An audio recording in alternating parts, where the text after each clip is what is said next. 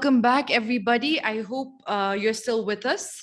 We're here with the second lightning speaker of the day, calling on our lead engineer, Ms. Swechhya Bista, to talk about working as a lead engineer, given the current pandemic, and working as a lead engineer in a remote situation. Hello, Swechhya. How are you? Hi, Kritika. I'm good. All How are right. you? I'm good too. So I hope you've had your dinner and you're ready to talk about remote working and leading a team in this current given pandemic situation. So my question for you is we've been in lockdown from early March 20, we've been working from home, at least at Leapfrog, for well over 1.5 years now. And I know that you're a lead engineer, and leading is such a personal, inspirational thing that you see and you observe. So how has leading been different from the office to from leading from a screen? I think the main difference for leading, like when you're working from home compared to when you're working from office, is communication.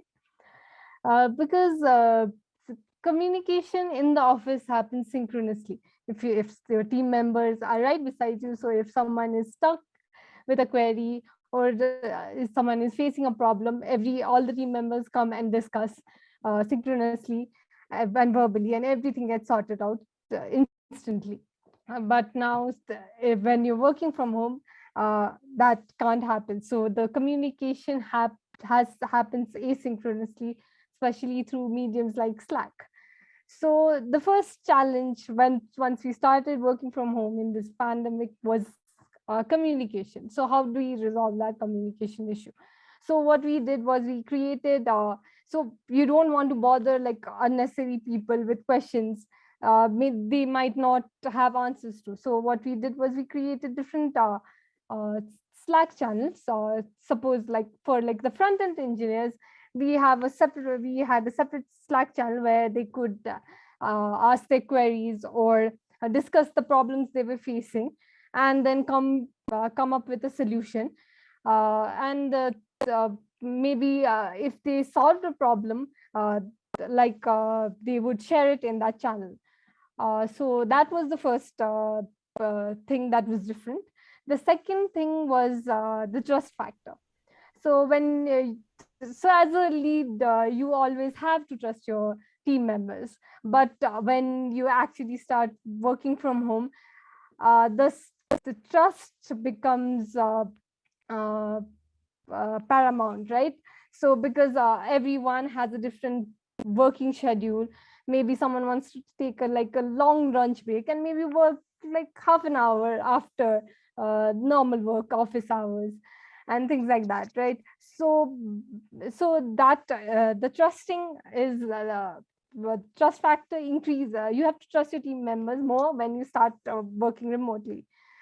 So in the end, it's actually, as long as we get the results that we want, that's what matters, right?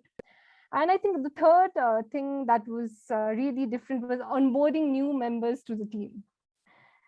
So so now the thing was, when you're in the office and when you onboard new members, uh, you have face-to-face interaction, and then you help them set up a project. You there besides them setting up a project, and also helping them with helping them with any doubts or queries they have. Now once you actually shift uh, when you start working from home, the problem is you don't have face-to-face interaction, and people then the new team member might uh, not be able to ask their doubts because they're new to the team. They don't know anyone. So that was one problem. But then the thing what we thought was helpful, I think, was that for a new team member that comes, so there is one person that who's working on the same module, would help them set up a project with obviously with sharing screens. And then that person would go to that person to ask any doubts until and unless they get more familiar and with the team.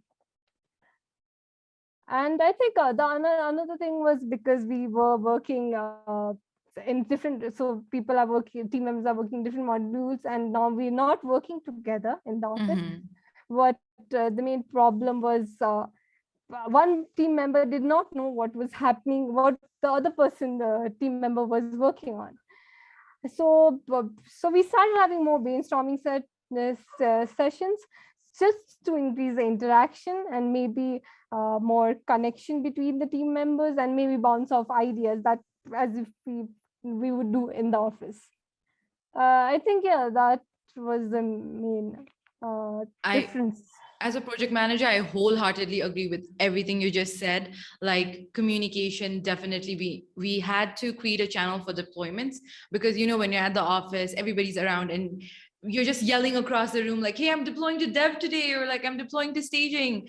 But with remote working, that was less transparent. So we had to create a dedicated channel so that all of the people would be aware that something is being deployed. That's why I can't access it. And then comes trust. Cannot say enough. As a project manager, I'm always my senses are always high, like, is this person there? And 80% of my job is just communicating and poking people like, hey, have you done this? Hey, have you done that? So definitely agree to that. And also onboarding. I work in a team where I have directly collaborating with 40 plus people. So, and it's ever growing. When the lockdown initially started, we were, I think, 20 something, and now we're 40 something. So having to onboard people, especially new people and engineers, some of them may be shy, some of them, they never unmute their mics in meetings. They just type in the chat saying yes, okay, all right. So I completely agree with all of the challenges that you mentioned and all of the ways that you overcame those challenges. I think for onboarding too, having happy hours, where you're playing Among Us, which was trending all through the late 2020s with your team, or just pulling your leg or talking about football when something happened with Messi and the Argentina and the cup, and then he transitioned or something. But all of that, things like that happen in the corridors of the office or at the cafeteria at the office, those are the things that those are the essence that we miss when we're working from home. And I completely agree with whatever you said about the struggles of leading a team remotely.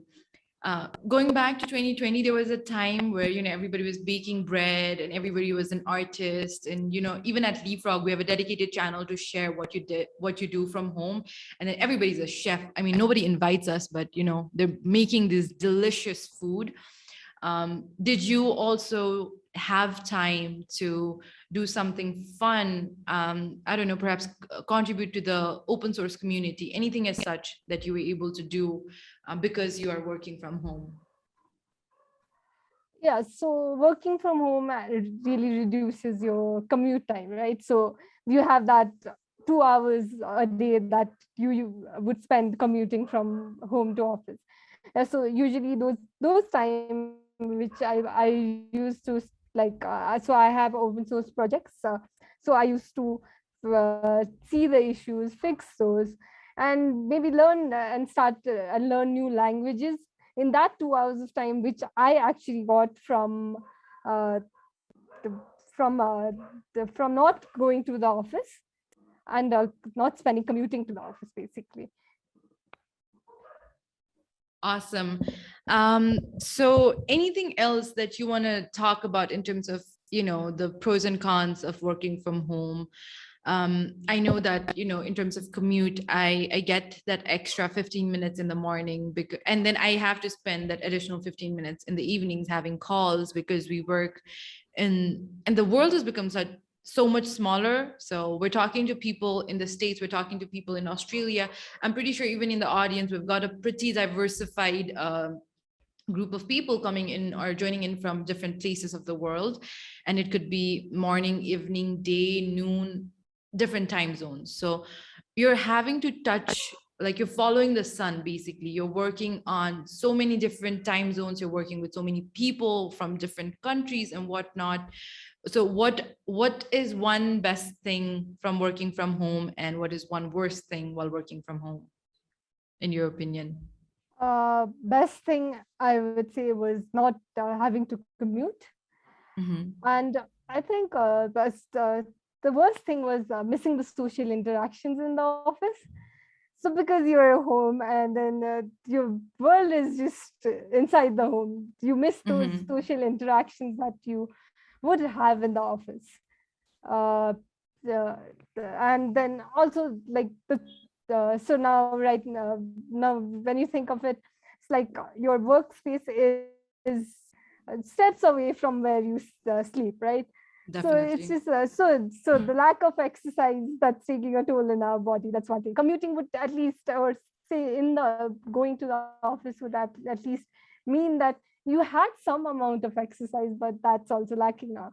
I think Yeah. those are the main Well, problems. thank you, Swechhya. It was fun talking to you, and I agree with all of the pros and cons you say. I miss the squats that we get while climbing up the stairs at the office. Definitely.